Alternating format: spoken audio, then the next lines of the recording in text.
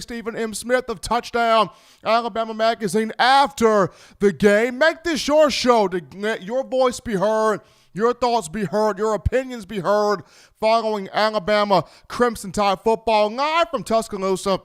The Touchdown Alabama Magazine post-game show. The Crimson Tide getting the 63-3 victory over Mark Stoops and those Kentucky Wildcats at Bryant-Denny Stadium. Alabama improving to 7-0 on the year. Joining me here is the man P-Money, Patrick Dow, handling the phone lines here on the post-game show. 205-448-1358. The number to call in to let your voice be heard on the show. 205-448-1358.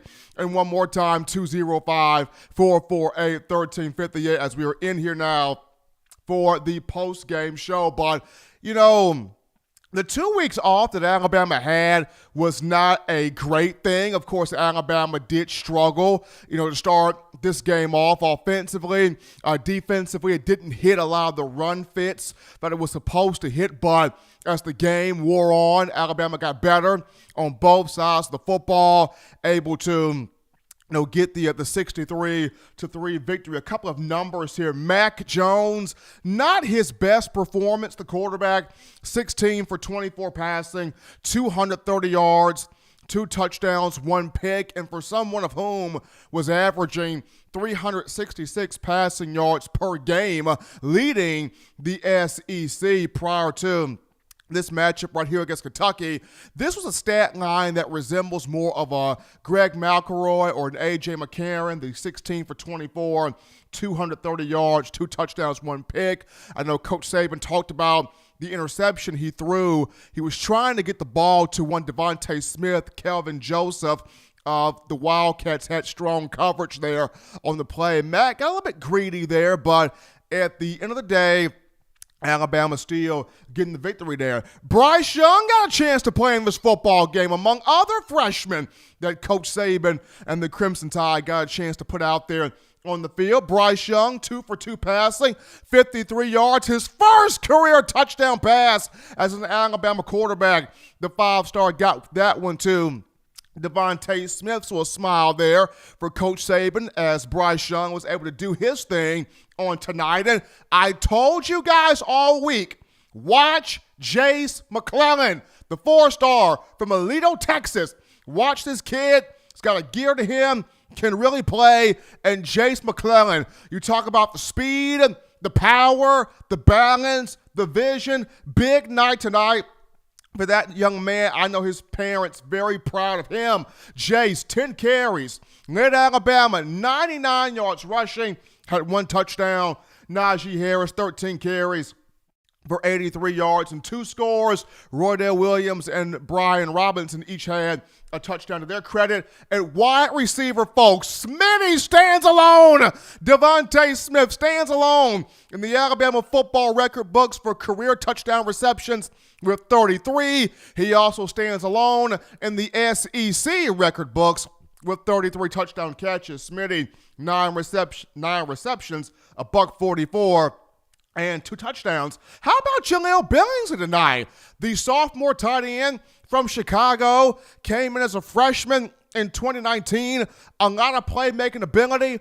Coach Saban talks about he wants to see the tight ends become complete players. And Billingsley got out there, 3 catches for 78 yards. Proud of the way Jaleel played today. And on defense, once again, there was some struggles early on for Alabama with hitting those run fits there, but the guys got better as the game went on. Christian Harris led the team, 11 tackles, 1 tackle for loss, and 1 sack. Jordan Battle, how about a pick 6 for Mr. Jordan Battle, the 3rd pick 6 of the season for the Alabama defense, the first for Jordan Battle.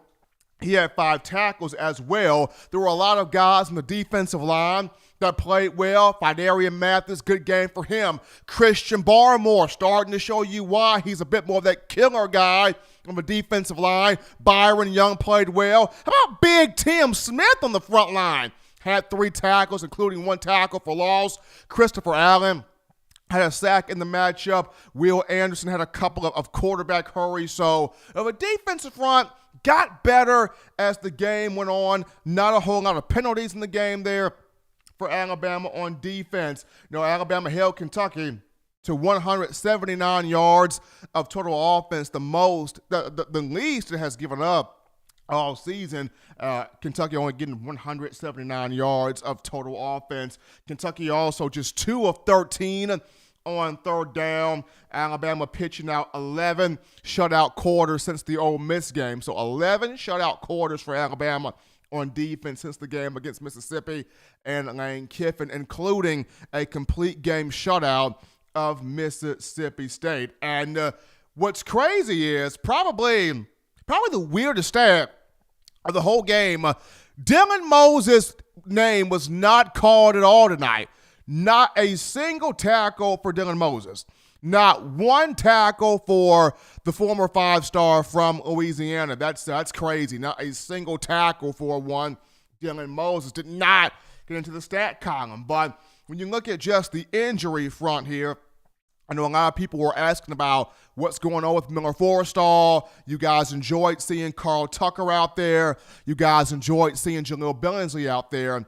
But the question was, where's Miller Forrestall? Miller is okay. Coach Saban mentioned after the game, Forrestall, a slight ankle injury and a slight shoulder issue. He could have played, and Alabama was getting him set up to play in emergency situations if it needed him.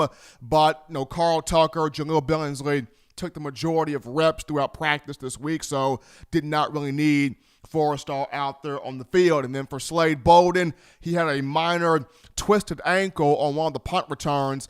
Coach Saban mentioned it's not that bad, not too bad, but they'll have another look at it here in the next couple of days or so. That's the reason why Devontae Smith and Patrick Surtain II were out there fielding punts there in replacement of Slade Bolden. There were quite a few guys that did not play today also due to other reasons, but Coach Saban did mention for Slade Bolden just a slight twisted ankle. Doesn't look too bad, but they'll have another look at it.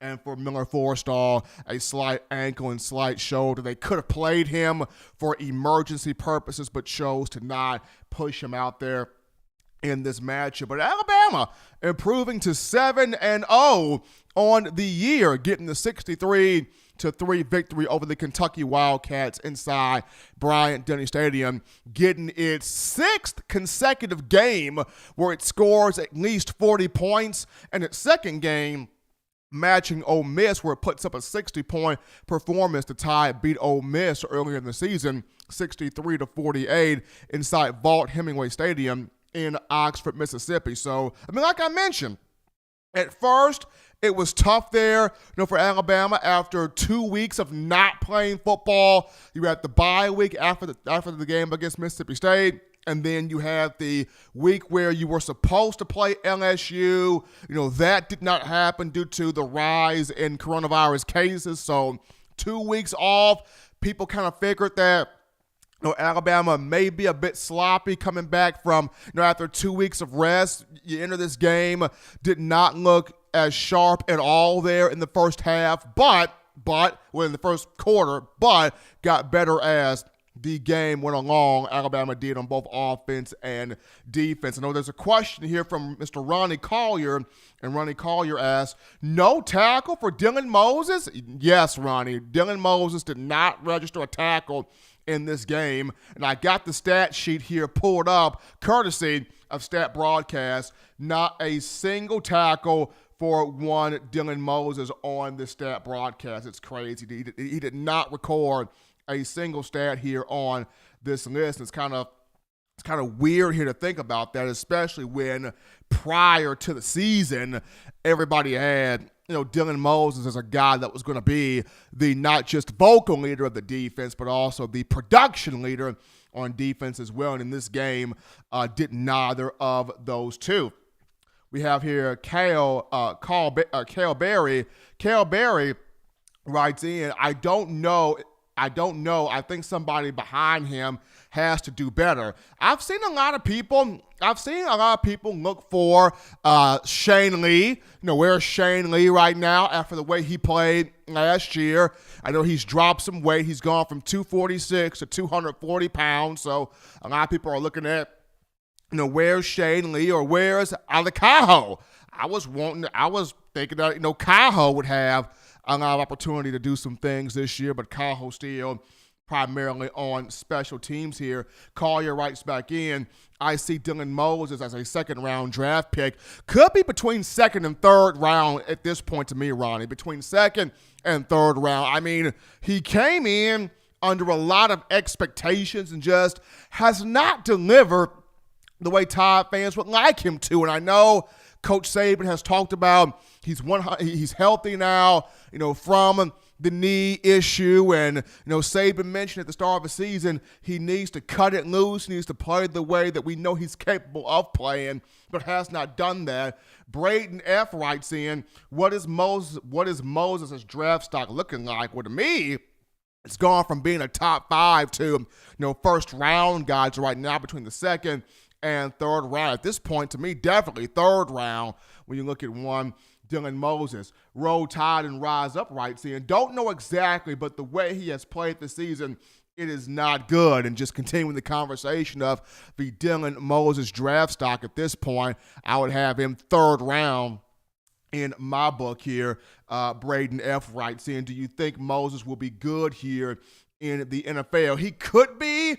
I mean, I know just based off his size and the potential he could bring, there would be a team that would take, roll the dice and get him. But right now, just not having the season that, a lot of people projected him or wanted him to have. But folks, 205-448-1358 to get in on the post-game show. Get your thoughts on with yours truly, Stephen M. Smith of Touchdown Alabama Magazine, 205-448-1358. And one more time, 205-448-1358. Make us your call here after every game, the post-game show, the show for you guys to let your voice be heard, your thoughts, your opinions on the show following a Crimson Tide football matchup, 205-448-1358. And we take a call right now to start the post-game show. What's going on, man? You're live with Stephen M. Smith. Hey, Stephen. It's Robert from Mobile. Hey, what's going on, Robert? How you feeling? Another Alabama win, so it's always a good feeling after that. I agree with you. They start off a little rusty, which was to be expected with over almost a month not playing the game. But then they picked up, and of course in the second half was just outstanding on all fronts. But it was great to see Devontae again break Amari Cooper's record for the most touchdowns in Alabama history. It's just his growth, and it's been astounding since second and 26. Well, again, if that was all he was ever known for, that would be great.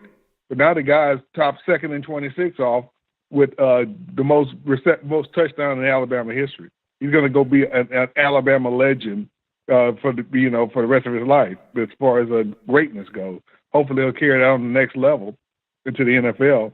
And unlike Dylan Moses, who's again draft stock is taking a hit this year, Devontae, foregoing that NFL second round money that he would have definitely gotten if he'd gone ahead he left last year. He has made it pay off big time. It would getting first round money that he'll get next year. So this his senior year is paying off greatly for him, and it's great to see because he's such a good kid. Mac Jones was a little rusty in the beginning, picked up towards the end, but it definitely showed the long layoff of they were hitting their stride, and then all of a sudden we get this long layoff with LSU chickening out. I mean, contacting coronavirus with the contact tracing and all. But okay, well, our revenge tour is going to have to start with Auburn. Since that debacle with the defense in Ole Miss, where they gave up 48 points, they've allowed less than 20 points in the last 3 games, including less than 10 in the last 2. So it would be great for us to step it up a little bit. In the first quarter, they started off slow with all that allowing them to run on us as much as they did, but they picked it up in the second half, so that was great too. Oh, what do you think of Bryce Young and how he played? I was happy to see him get his first career touchdown pass. He wanted it against Tennessee earlier in the season, but Slade Bolden dropped the ball in the red zone. So to see him come back and get it this week against Kentucky, put the ball there. Devontae Smith made a great catch for him and got into the end zone. Of course, Coach Saban had to smile after the game because he was proud of Bryce, and this is huge here for his confidence. And one of the things I've mentioned here is this was one of the kind of eerie things about having a conference-only schedule, because it was those cupcake games, those lower-tier competition games where the freshmen would get more opportunities to get on the field, but now Saban has to kind of fight and scratch for ways to get the freshmen out there. So this being one of the last, if not the last, remaining game to where you can get some freshmen out there, get them some experience, because they need to be able to play and know how to operate things on the field. I was happy for Bryce Young. I was proud for Bryce. This is going to be big for his confidence moving forward. Yeah, the passes look good. The one to see through the Smitty, it's great to see him finally get with the first team as well. That was a good thing to see. He still needs to learn how to that he's learned that he's okay. You're not as big as Mac Jones or a larger player, so you need to make sure you limit those hits and that you get rid of that ball as quick as you can. And especially in the red zone when your time gets cut down even shorter. But it's that game managing part. Everybody poo-poos that he'll have to learn to work with. I mean, Mac Jones had to learn it himself. So it's always a part of the growing process of being a quarterback. I watched other games as well. I saw a lot of rust from a lot of the top teams. All of them started out with rust because it seemed like almost none of them played in the last several weeks. Well, so all of them had rust, and no one, we get upset of our defense, but no one's got that shut down. No one's getting 30 points on us defense this season. We're watching a lot of teams. All the top teams have given up those kind of games, 30-plus point games. So, and even today they were doing it. So, as long as we have our key offense keep doing what it's doing, our running game is hitting its stride big time. I mean, it's just our running game right now is outstanding. It's just head and shoulders above anyone else in the country. So that's a great thing to see. It's good, man. It's good, and hopefully it'll continue to take those steps forward even more. But, Robert, man, we appreciate the call. Keep listening to us. All right, dude. Absolutely. Post-game show here, folks. Post-game show following Alabama, Kentucky. We'll take another call right now. You're live with Stephen M. Smith. What's going on? Hey, how you doing, Steve? Doing good, man. How you feeling right now? Demetrius from North Carolina. I feel well. Shout out to Robert. I keep on every call-in show. I seen the call in after him. Shout out to the man. He be talking some pure knowledge about the Tide football. But I want to shout out, once again to Smitty, young man, prime time example of what Alabama football is all about. You stick around all 4 years. You work hard. He exemplifies the process, and I want to shout out the young man. And I'm just kind of excited about, the team. Overall, we shook off the rust. Overall, all three phases of the game played good, And as far as I listened to you earlier about Dylan Moses, yeah, I ain't gonna say disappointing, but he is, I believe he gonna turn it. He gonna turn it around and get it straight. Give a young man a chance. I mean, you got to figure he's only had 1 year of really playing football. 1 year, and so cut the young man some slack, and that's just my humble opinion. And like I say, man, I'm excited about this team. I believe we got a national championship team. We're hitting our stride, and in all phases of the game. Considering what kind of season this is, and I mean the demeanor of the team. I like it compared to years past. They ain't playing like folks gonna bow down and roll over for us. Hey, we coming out there putting foot in your butt. Hey, we're gonna make it happen. Shout out, and once again, shout out to the defense. Each game improving. Starting to make, instead of halftime adjustments, we're starting to make in-game adjustments. And I keep saying it over and over, time and time again. We get everybody the best shot. Kentucky came out, had a good game plan. And we adjusted, finally made an adjustment, and, Kentucky couldn't play ball control, which I believe that's what their game plan was, and we adjusted to it, and came out with big victory. Big victory indeed. Alabama getting that 63-3 win. Well, Demetrius, man, appreciate the call, man. You keep listening to us, all right? All right. Appreciate that call there on the post-game show. Touchdown, Alabama Magazine post-game show. We take another call right now. You're live with Stephen M. Smith. What's going on? It's me. Hey, Stephen, what's going on? Doing good, man. Doing good. Alabama getting that 63-3 win over Kentucky. Kind of a slow start, but, Coach Saban and the guys, they got it going as the game went on. Oh, yeah, that's exactly right. The boys, everybody just looked good. From the boys, the coaches, everybody. I was worried about it after the 2 weeks, well, actually 3 weeks to the game, bye week, and not playing, but, man, they looked so good. And I was so glad to get to see Bryce. Brian Robinson did a great job. Just everyone did all the way around. Give tremendous amount of confidence.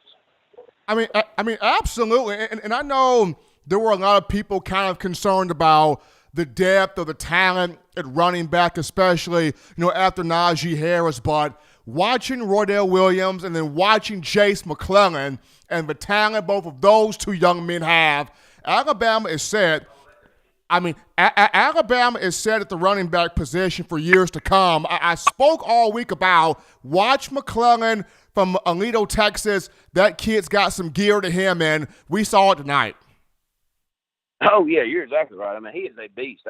His first run tonight, if it wasn't his first run all season, maybe it was just a game where I didn't get to see him. But when he come across the line of scrimmage and I think it was the linebacker tried to tackle him, he took 2 or 3 good steps and got another yard or two and just was toting him. And I told Robert then, that's my mama's boyfriend, but anyway, I said, he's something special. And then they just kept handing the ball, and then he scored that touchdown, and basically you can't tell a player not to score.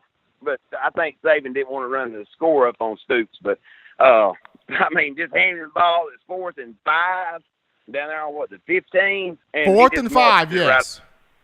Yeah, and just marches it right on in. I knew the first time I seen him when he took the ball, he was something special. But then after, the 4th and 5 he scored, I was like, wow.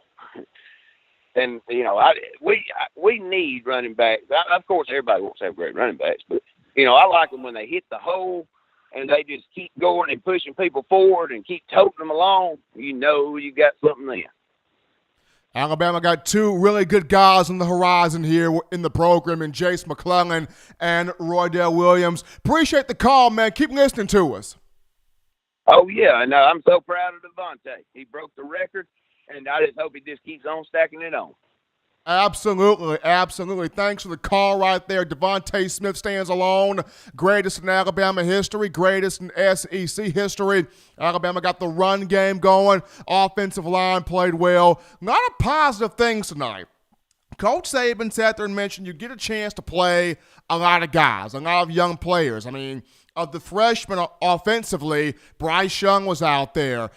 Roydale Williams was out there. Chase McClellan was out there. Trayshawn Holden, Thiu Jones-Bell, Javon Baker, Damian George. So much of that agenda of, well, Alabama doesn't play true freshmen. There was at least 7 of those guys out there on offense alone. And then defensively, of course, you've got the Will Andersons, the Malachi Moores, the Tim Smiths, the Jamil Burrows. I think Drew Sanders was out there. I think I saw Drew Sanders out there a couple of times as well. So adjustments were made there, on defense. I know in the first half, in the first quarter, Kentucky was able to move the football, but Alabama was able to get those run fits adjusted, those run fits situated. It only gave up on the ground 59 yards rushing to Kentucky on 32 carries. Now, A.J. Rose, Asim Rose for the Wildcats, did have 68 yards rushing on 10 carries, but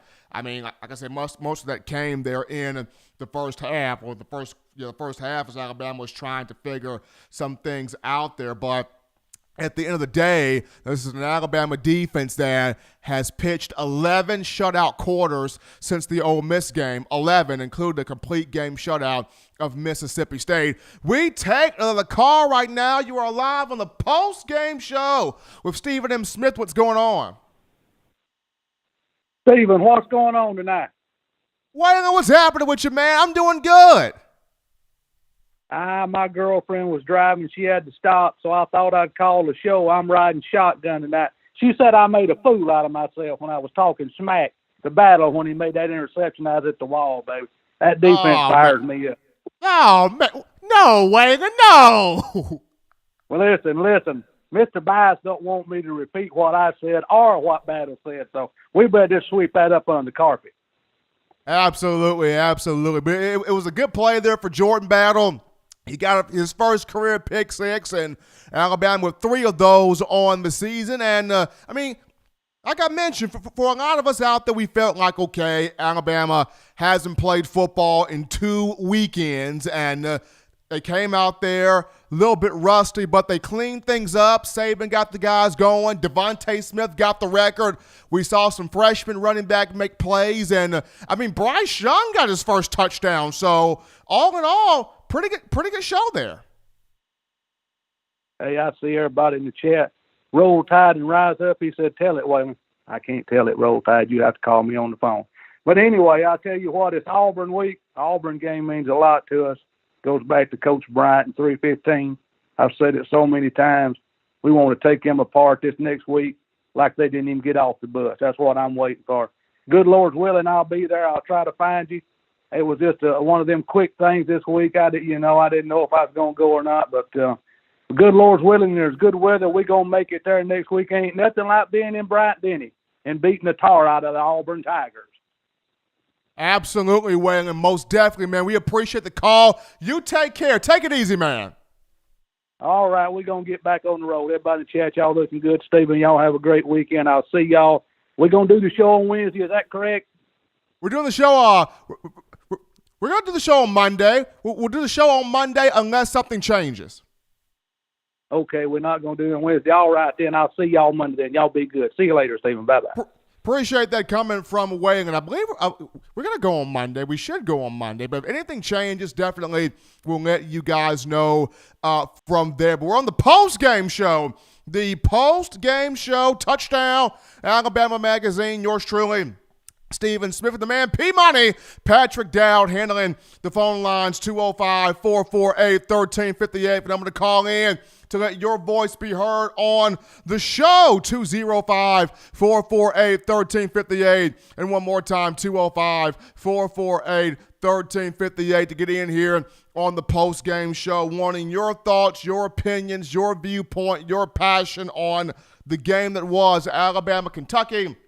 Crimson Tide getting the 63-3 victory. Its 6th straight game where it scored at least 40 points. Its second game where it had a 60-piece there. The first game was against Ole Miss, 63-48 earlier in the season. But as you guys are getting your thoughts together, we're going to actually take a couple of comments here in the queue right now. The first one comes from Ronnie Collier. who writes in, Landon Dickerson will be a first-round pick, lock or drop. Lock that all the way in running. Love Landon Dickerson. Tough, intense, angry, physical, long, athletic. Alabama's been very fortunate to get some great graduate transfer players. Jacob Coker came in as a grad transfer from Florida State in 2014. 2015 at quarterback, led Alabama to a national championship. That same year, 2015, you had Richard Mulaney, Slotty Pippen, graduate transfer from Oregon State at wide receiver, was a big part of helping Alabama win that 2015 national title. Garrick Dieter came in 2016 from Bowling Green and helped Alabama get to the SEC championship and win that. And then you bring in a Landon Dickerson last year from Florida State, and he has solidified this offensive line. I mean, when he's at center, this is a mean killing machine right here. And a guy that last year, he would have probably been more of a second-round guy if he would have came out this year. Definitely, Landon Dickerson, a first-round guy. 6'6", 325 pounds, means absolute business. And he takes pride, real pride, not just in the run game, but also in pass protection. So definitely, appreciating Landon Dickerson right now. Anthony writes in, Leatherwood, I feel a late first-round pick. I wouldn't say late first round for Leatherwood. I would still say early to mid first round because Leatherwood's had a good year too. He's not given up a lot of sacks this year. He's given up maybe one or two, if that. Has really been good in the run game, especially blocking off the left side there, whether it's for Najee Harris, Brian Robinson, Jace McClellan tonight, Roydell Williams tonight as well. So early to mid, to me, when you look at one Alex Leatherwood here. Got another thought right here coming from Ronnie Collier, who writes in, do you think Smitty could be drafted ahead of Waddle, Steven? That comes down to the NFL fit, right? Because the NFL is such a completely different monster than college football is. So it depends on who will be the top teams picking in this year's draft. Now, I think Waddle has more speed. He has more burst. He has more acceleration than Smitty. But when you look at the hands, the route running, the toughness, the consistency, the competitiveness, the ability to out-elevate, out-jump defensive backs the football, and it doesn't matter whether he's single covered, double covered, triple covered, he wants the ball. That's Devontae Smith. And any NFL team in that first round wants to have that type of guy. So would he get drafted ahead of Waddle? Remains to be seen about who will be the top 10 teams picking in this year's draft, but definitely Devontae Smith, a first rounder and a guy that should be grabbing the Fred Biletnikoff Award at the end of this year. I'm just saying. But as always, people, 205-448-1358, the number to get in on the post-game show with yours truly, Stephen Smith of Touchdown Alabama Magazine, following the Tide 63-3 win over Kentucky, 205-448-1358. And one more time, 205-448-1358. Want to hear from you, your thoughts, your opinions, your passion. How are you feeling right now? Tide Nation in Tuscaloosa, Alabama, coming off a win here over the Kentucky Wildcats, improving to 7-0 on the season. As you guys continue to get your thoughts in here, we'll go back to the phone lines here, not the phone lines, but the text line here. Smitty, smooth as silk. That comes from one Anthony. Smitty is silky smooth there at wide receiver. Waylon writes in, we want Auburn. Auburn's going to be the matchup next week, folks. And after the loss to Auburn last year at Jordan-Hare, the Tigers beat the Crimson Tide 48-45. Definitely want that revenge there on Auburn. Yours truly and P Money.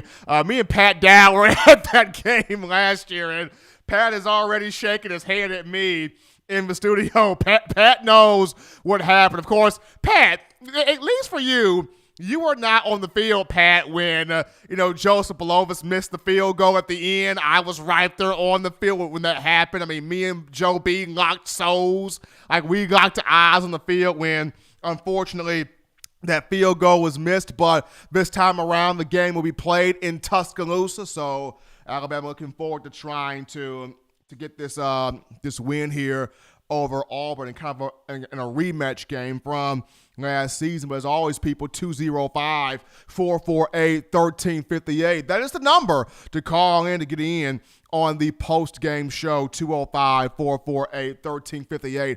We take a call right now. You're live with Stephen M. Smith. Post-game show, what's going on? What's going on, Steve? It's Justin Riley. Hey, Justin, what's happening with you? Man, enjoying this big victory. Glad that Smitty finally got the record. Big day for him. Really excited for what he's been able to do. Absolutely.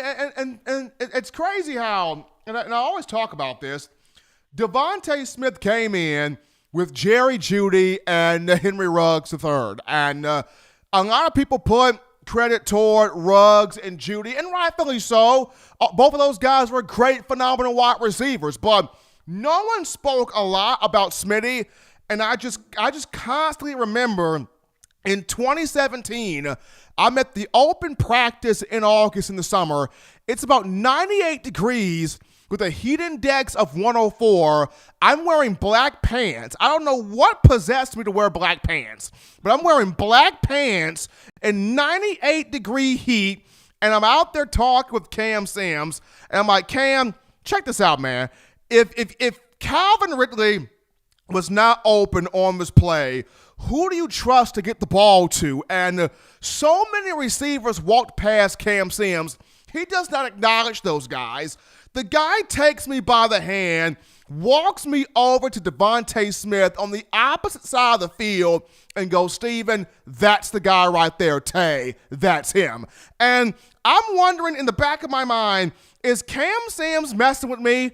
But it turns out he did not steer me wrong, because as we've seen down through the years, Devontae Smith has become more than just second and 26. He's become the most consistent, complete wide receiver in this program. I'm very proud of him. And if I can speak to Cam Sims right now, I would tell him, bruh, like, you didn't lie to me.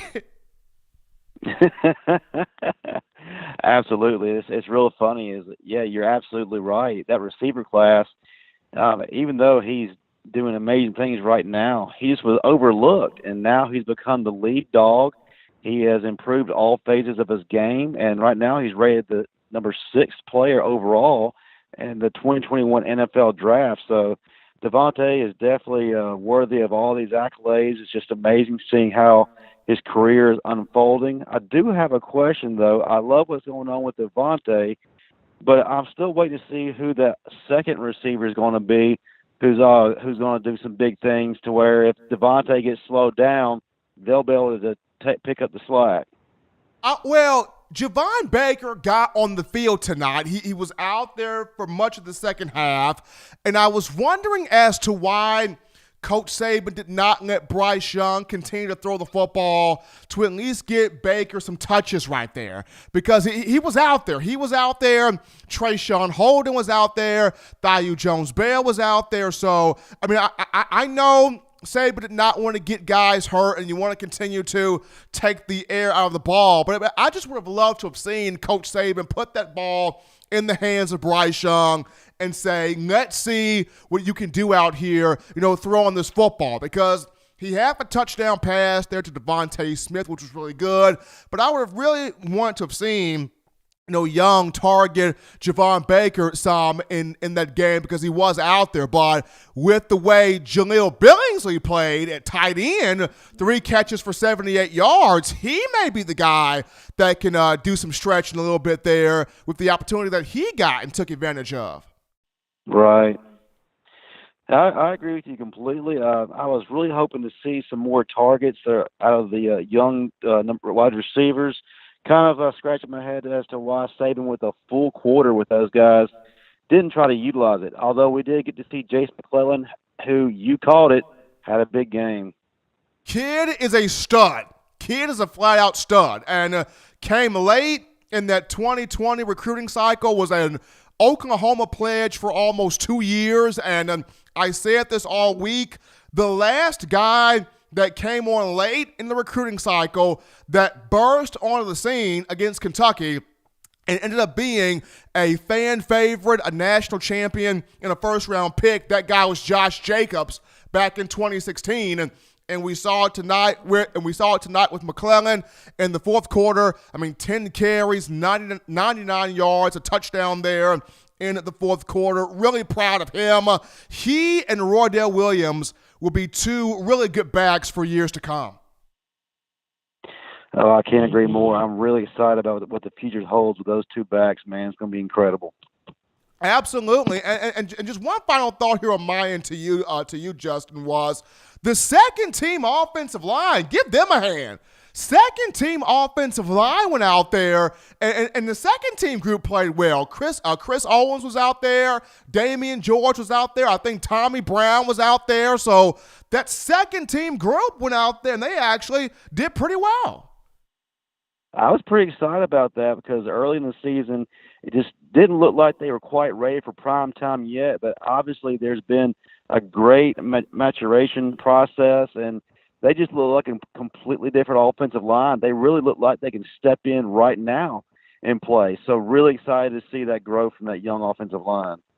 The offensive line, the second team group really, really did well. I was proud, of that group coming out there and blocking and getting the run game going. But as always, Justin, man, appreciate the call.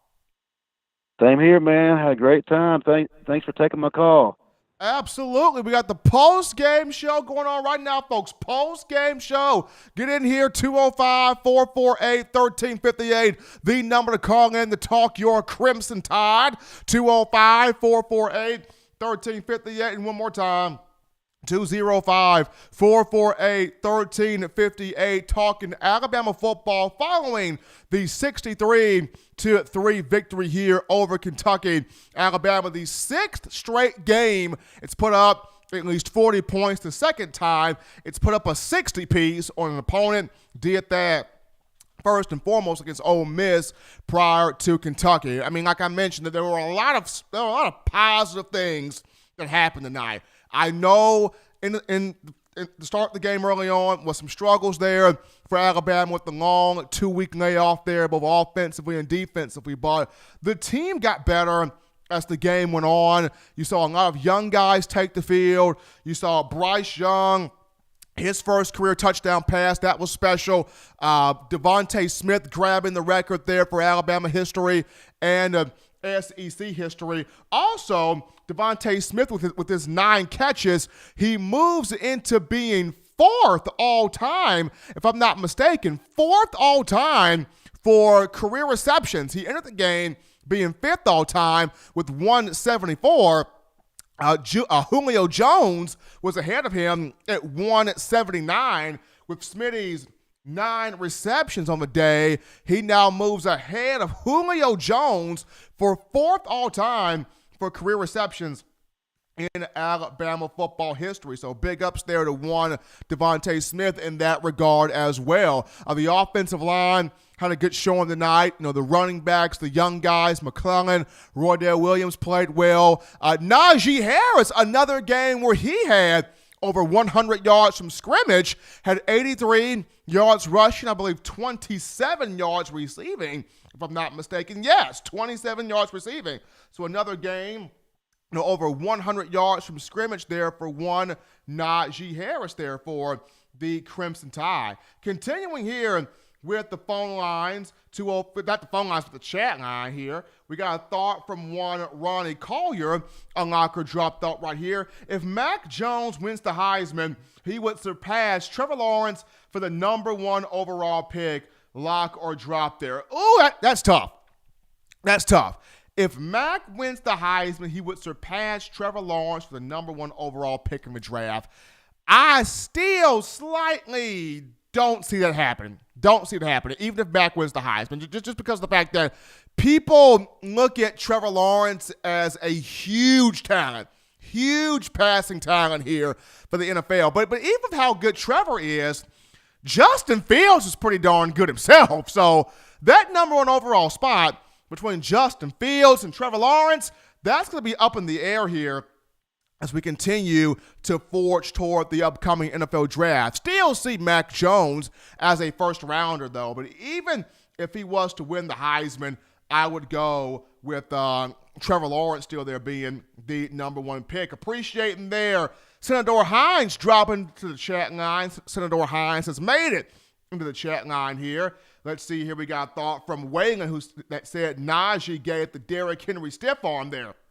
Najee did get that Derrick Henry stiff arm on that 42-yard touchdown run, and that goes back to prior to this season, Harris did not have a touchdown run. He did not have a big, huge touchdown run. He wasn't ripping those long runs, but with the help of Derek Blaylock, former NFL running back and former Auburn standout, Brad Lester, the work they put in the offseason with Najee, the speed that Najee has, the burst, the explosiveness, 3 touchdown runs of 30-plus yards this season. So Najee definitely very much so improved there with the speed as a running back. Now, for a lot of you as fans out there, y'all have been wondering about who will be the killers on this defensive line.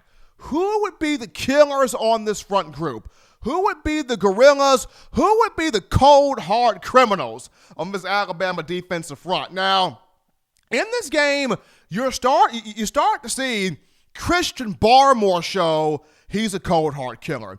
You start to see, Byron Young show more of he's a cold, hard killer. Tim Smith, got in the game. Tim Smith, 3 tackles, including 1 for loss. He's showing that he's a young, cold, hard killer. So in this game, you're starting to see a couple of defensive linemen show they can be some real goons. They can be some real thugs. They can be some real trouble for opposing teams here on that defensive front. This was a good game for Christian Harris, an inside linebacker. I mean, once again, 11 tackles for him, 1 tackle for loss, and 1 sack. Senator Hines writes in, Steven, can you see the growth and Golding make an adjustment?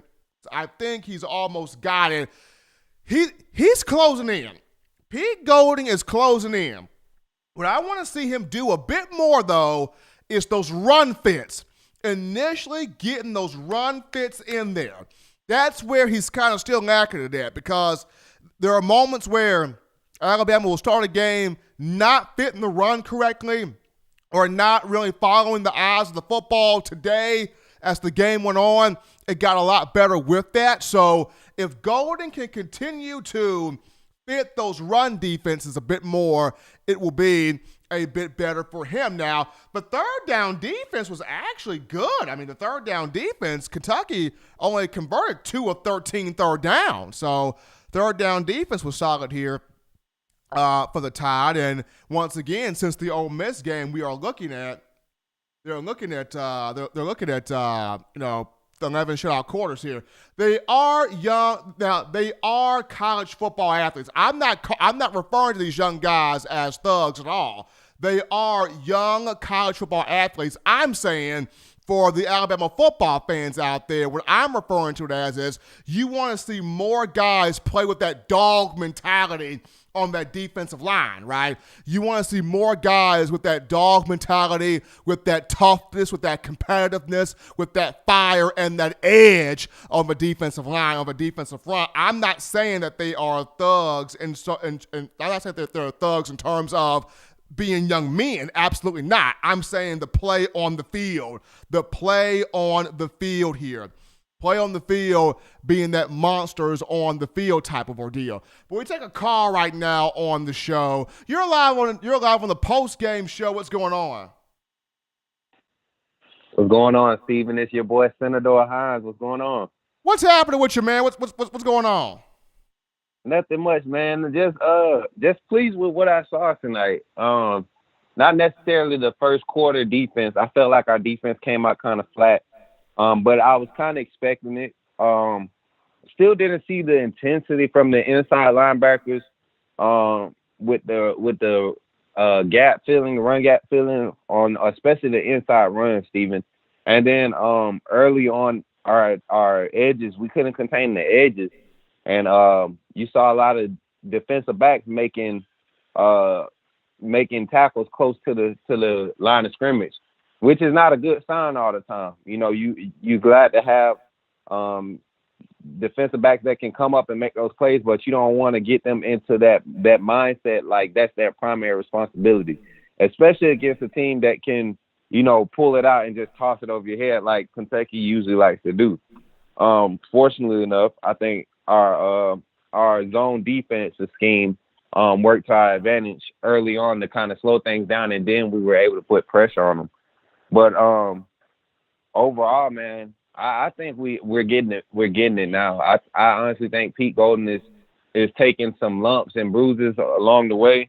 I think Saban has really put the pressure on him to, you know, become his own mind within the system and push himself and not just rely on Saban to save him and use all his resources. He has all the experience around him. I think that's the main thing we're seeing. I saw a little bit of Charlie Strong type pressure from when he was leading a nice, you know, Texas Big 12 defense when he was over at Texas, even when he was at Florida. You know, I saw some of those pressures of mimicking some of those pressures, being that we do have the same type of athletes he had, if not better. So just wanted to see get some feedback on how you felt about the I saw you reply to my chat, but just a little bit more in depth on it, especially the inside play. How do you feel is coming along? Now the inside play, Christian Harris was better today. Like I said, as the game went on, he got better with fitting those gaps and running in there and making those tackles. Dylan Moses, like I mentioned, did not record a single stat in the game. I don't know what has become the problem, you know, with him. I know we had a caller that mentioned earlier how he's only played, you know, 1 year of football and cut the young man some slack. And I understand that absolutely. But then at the same time, a lot of these things are effort things, or want to things, or on how much do I really want to be out here and hit that gap and fit that gap and make that tackle and wrap up. Because, I mean, let's be honest, Kentucky did not take a lot of downfield shots in the game. They took maybe one or two, but not a whole lot. So with their game predicated on running the football, whether it's up the middle, whether it's bouncing to the outside, or whether it's with some sweep action, some motion action, you got to be willing to put yourself in the you got to be willing to put yourself, stick your nose into those plays and make those tackles and make those effort plays. Yeah, just be disruptive. And my thing is, another question I had for you, just to get your thoughts on, why aren't we going at least 4 deep with the inside linebacker rotation? I mean, you got guys that are built for stuff and run, you know, stuff in the gaps. And Jalen Moody, you know, we saw Moody stuff, plenty of run gaps. You know, he wasn't the best cover inside backer, but that guy, he will fill a hole. So why is he not getting any reps, you know, in meaningful game time, especially when we see defenses are gashing us? Dylan Moses was behind on so many plays today. Like I said, Steven, this is game 7 of this season. He hasn't missed a game. So there's no more excuses. You know, you can't use the mental block anymore. You know, you should be putting your body on the line as an inside linebacker. That's what made the past greats like Rolando McClain, Reuben Foster, just to name a few. Mac, what's his name? Xavier. Dang, what's his name? Not Xavier Mac. Mac Wilson. Mac Wilson, yeah. I mean, you just had so many that just came through, and if you go back and look at that film, them guys were relentless to the ball every time they were on the field. Even Reuben Foster playing with a stinger in his shoulder, just relentless, man. You know, playing with a club on his hand for most of his junior. I think that was either his junior or his senior year, playing with a club on his hand, still leading the team in tackles. Like, you don't get that same energy from Dylan Moses right now. I don't understand it's an injury, but we 7 games in, Dylan. Your body, you're physically conditioned. Where's your mental condition at? What are you not doing, or what is it that you don't see that you need to do to get back to first round draft status, you know? So I would like to see Jalen Moody get a shot in here. I would like to see Alec Cahill get a shot because Cahill, along with special teams, I mean, he's the type of guy that will blow stuff up too. So I was waiting to see, Cahill have an opportunity, Moody, Joshua McMillan. I would like to see McMillan get in there and have him an opportunity. I mean, he's a sixth-year senior. And came back and wanted to play, and where's his opportunity? Even down to a guy like Shane Lee, who played well last year. Now, of course, he's dropped some weight. He's now down to 240 pounds from the 246, but have not seen Shane Lee out there, in big situations. Yeah, man, and it's crazy because we got the bodies. Last year we were short. We understand. We had Benton and Ali Cahill. They were playing spot reps. I'm like, where are they at now? They got meaningful spot reps last year. Why aren't they getting the burn this year? And I think we're in a part of our schedule where we can take advantage of playing those guys and being able to afford some of the mistakes that they're going to make, because what happens when we get to Florida in the SEC championship, assuming that they make it there, assuming that we make it there, what happens with first round of the playoffs? We suffer some type of crazy injury on defense. The speed of the game changes in the playoffs. So what happens if Dylan Moses goes down? Moody, Lee, all of those guys could have been getting spot reps in meaningful gameplay time. Like today, we were up 28-3. I don't see nothing wrong with putting in Jalen Moody and Christian Harris or Shane Lee and Christian Harris for 3 plays on a drive, giving Dylan Moses a break. I just feel like it would help the whole defense as a whole, getting all those guys used to making calls, even though Dylan Moses isn't out there. Absolutely. So this is definitely something for Coach Saban to look at, Coach Saban to process, and Coach Saban to think about. But Pete Golding, improvement's been there. Improvement he is continuing to make, and hopefully when you look at Auburn coming in here next week, that it'll be even better in terms of stopping that run. It'll be even better in defending the passing game. But Senator, man, as always, we appreciate you stopping by and chiming in here with us. Man, you already know, man. I can't wait to hear the show Monday. Shout out to everybody in the chat. Much love to all my Blue Wrench gang and PDA family. I appreciate what y'all doing, man. Be blessed and roll tide, roll.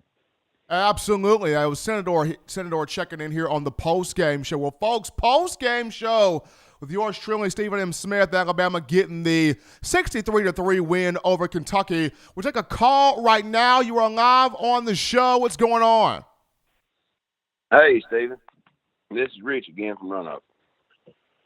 How we doing, Rich? Man, I'm good. I was listening to Senator, and me and him think a lot alike.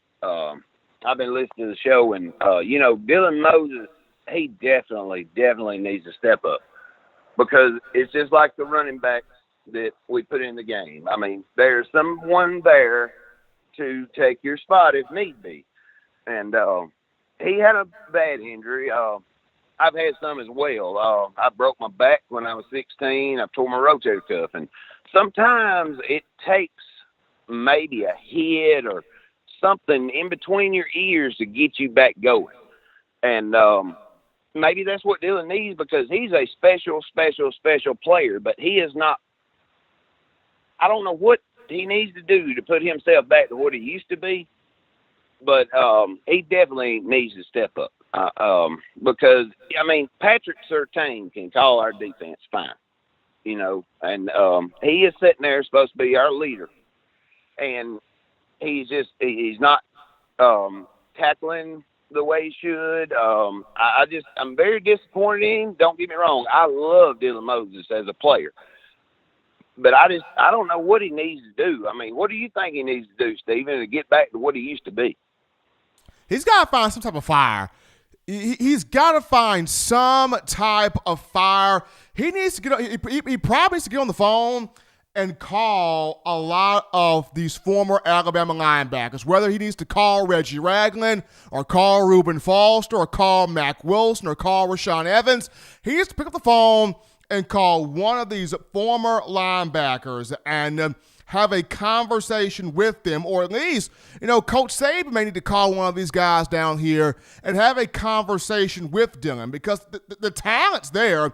It's not like the talent never been there. The talent's there. It's the want to. It's the desire. It's the hunger, because that's what those other guys had. Rolando McClain had hunger. You knew when he was on the field. C.J. Mosley, Reggie Ragland, Reuben Foster, all those guys, they had hunger. When they hit you, you were lit up like a Christmas tree, and you knew you was lit up because they hit you, and they carried themselves with that. You're exactly right. I mean, exactly. They had to teach Reuben Foster how to hit. Whether many people don't know it or not, Reuben Foster was born in Roanoke, Alabama, and he moved to LaGrange later in his life. But, he's from here. Bradley Bozeman. You have a new recruit. He's going to, I think, go to Tennessee. But Dylan Brooks. That's his name.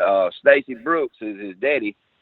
Me and him are really good friends. He's a big, tall receiver. Hanley, a shout-out to them. They just won another playoff game, and it was 35-21, and they play American Christian for the next game. I don't know if it's a semi-playoff or it may be for all the goods, but there's a lot of good players that come over here at Hanley High School, and I'm so proud. Like you talked about Reuben Foster, that is one of the hardest hitters there's ever been born on this earth. He'll hit you so hard because he's got the heart, the drive, the want to. That they had to teach him, you just don't have to just every time just, put your head in there and just crush him. And, just basically he was trying to break every bone he could to stop him. But that's what Dylan needs. Moses, he needs some type of drive and some type of want to. I don't know what he needs. I don't want to say nothing bad about him because I know he's got it in there. It's just something needs to bring it out. And this is totally off the subject, but Michael Vick talks to Russell Wilson. He is trying so hard to tote that team on his back, and that's why he's making so many mistakes. And you look at Tua. He dislocated hip, broke everything, and he goes up there and just runs between linebackers, and I'm thinking the whole time, get down, get down, get down. And I don't know if you might. I know you didn't do it, but I get to see Tua on my TV tomorrow playing against the Denver Broncos, and I am so proud for that. So proud. It'll be a good game tomorrow on Sunday, but as always, Rich, man, we appreciate the call again, man. Keep listening to us. Oh, yeah. Thank you for taking me, Steven. See you, brother. Absolutely, folks, here on the post-game show. Got time for a couple more calls here on the post-game show. We take one right now. You're live with Stephen M. Smith. What's going on? Hello? Hey, you're on the post-game show with Stephen Smith. How you doing? Oh, hello. So you're putting a question in for Alabama versus Kentucky? Yes. So what do you think about Kentucky getting 3 points because they pull up a terrible offense and Alabama just kept, no matter who their quarterback was, who their defense was, they just kept scoring and stuff like that? I thought it was a good game for Alabama's defense. I mean, Kentucky wanted to run the ball. They couldn't quite do it as much as they wanted to, and it didn't matter which quarterback they had out there. They were able to, play strong defense against whoever they had out there. So I know Coach Saban's happy about the win. Yes. Absolutely. Appreciate the call there. Thank you for the call. Appreciate that. Alabama they're happy to get the win over Kentucky. They're happy to get the 60-point victory there over the Wildcats there, the second 60-point game of the season. But once again, folks, 205-448-1358. Got time for maybe one more here, 205-448-1358. And we take that call right now. You're live on the post-game show. What's going on? 1358. We take live on the show, caller. Caller hung up there, but okay, they're back now. Live on the show. You're live with Stephen Smith. What's going on? Hi. I just want to say, I'm a really big fan. I watched the Alabama game. I'm not an Alabama fan, but I mean, it was crazy. How many points or touchdowns that Alabama put up. They really put on a show, and Kentucky's offense was very badly. And also, their defense just not doing that well. The defense for Kentucky, it's a good group. It's just ran up against an Alabama team that has a lot more talent on it. Yeah, has a lot more talent on it, but I agree with you. It was impressive to see Alabama put those points up, and once again, to me, Coach Saban is happy. The team is happy. The players are jumping around right now, and little man, we appreciate the call from you. Thank you. Yeah, thank you so much. I'm just a big fan, and this is really fun. Absolutely. Thank you. Keep listening to us. Okay, will do. Gotta love the kids, man. Gotta love the young people calling into the show here. The post-game show of yours truly, Stephen M. Smith. We got two more calls here, according to my man P Money. We got two more in here, so people gonna let these two in. You're live on the post-game show of Stephen Smith. What's going on?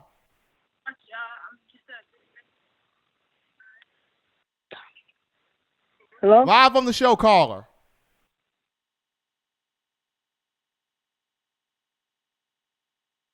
Well, looks like we missed that caller, unfortunately. We'll take the next caller. You are live on the post-game show with Stephen M. Smith. What's going on? Steven, I got to call back, man. It's Senator, man. I had to call back. Okay, what's going on with you?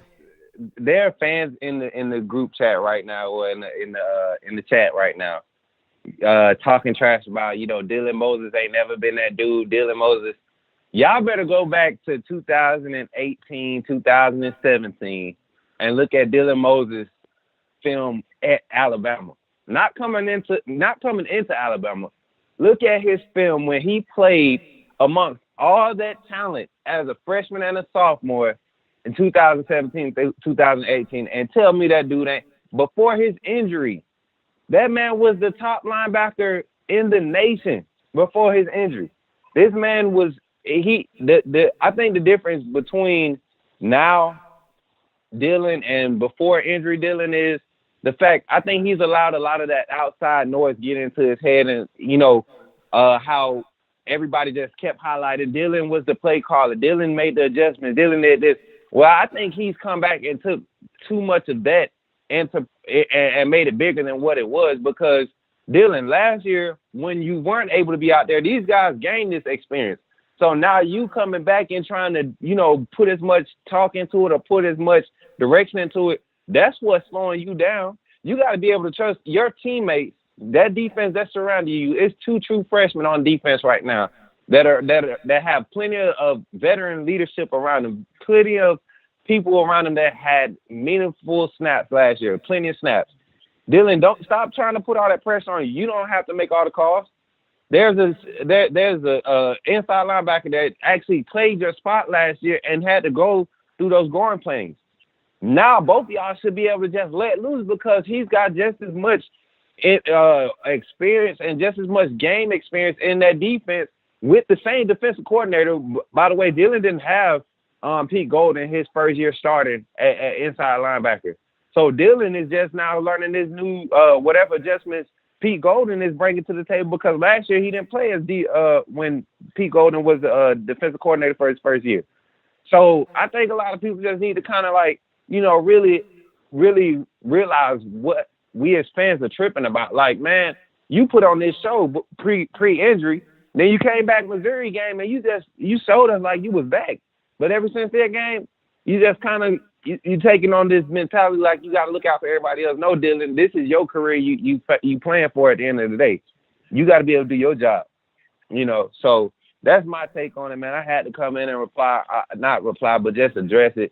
I see a lot of fans in the group chat kind of just like like he was never that dude. Nah, Dylan was that dude, man. He wasn't a 5-star coming out of Louisiana for no reason, man.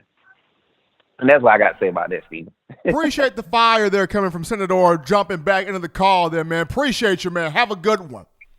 You too, brother. Appreciate the fire there coming back from one Senator Hines here on the post-game show. Well, folks, that's going to do it for us tonight here. Appreciate you guys calling in, you guys' thoughts, you guys' opinions from the matchup between Alabama, Kentucky, the Crimson Tide getting the 63-3 victory here, improving to 7-0 on the season now. Next week, it will take on those Auburn Tigers at Bryant-Denny Stadium in Tuscaloosa, trying to avenge one of the losses it had from last year. But for all of us here at Touchdown Alabama Magazine, for the man Patrick Dow, P-Money, I'm yours truly, Stephen M. Smith. Have a great night, Tuscaloosa. We will be back on Monday, continuing the conversation that is, in my own words, talking Alabama football. Till next time, folks. So long, everybody. This has been the Touchdown Alabama Magazine post-game show.